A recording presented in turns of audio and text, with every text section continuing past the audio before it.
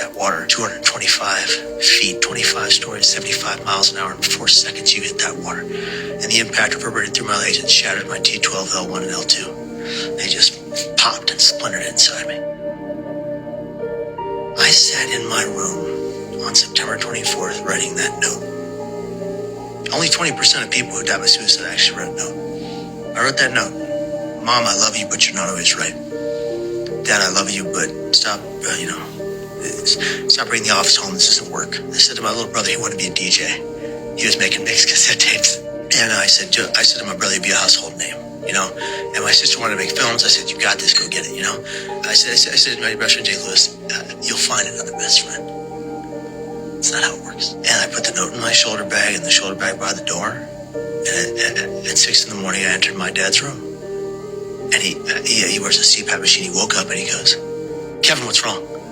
He had known of my unwell behavior, and he known I was diagnosed. He knew I was on meds. I said, nothing, Dad. I just wanted to tell you that I love you.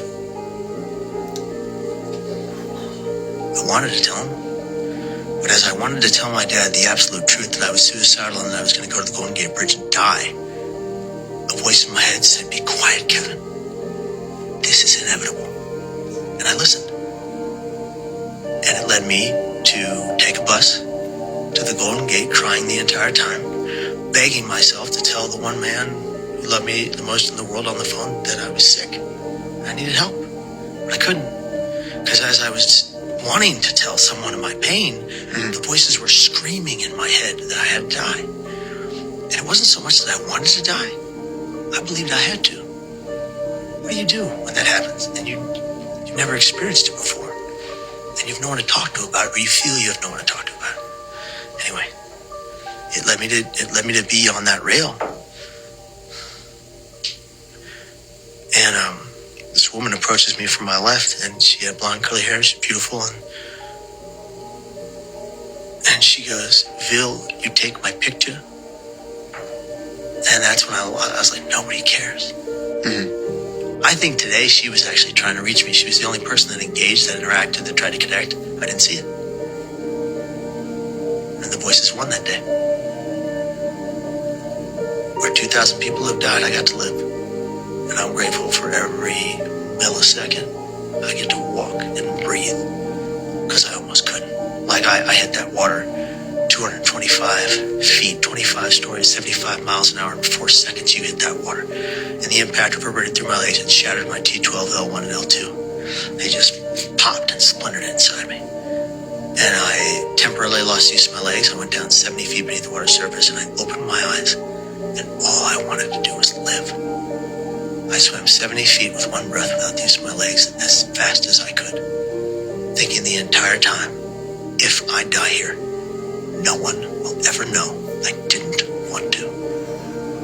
And that's what drove me. And in the water, I come above the water and I keep going down. I can't stay afloat. My boots are waterlogged. So I'm wearing long sleeve clothes, cargo pants. I couldn't stay above water. I kept going down. And I come up one more time. And as I come up and spit out salt water, I think, I'm going to die today. And no one's going to know all I wanted to do was live.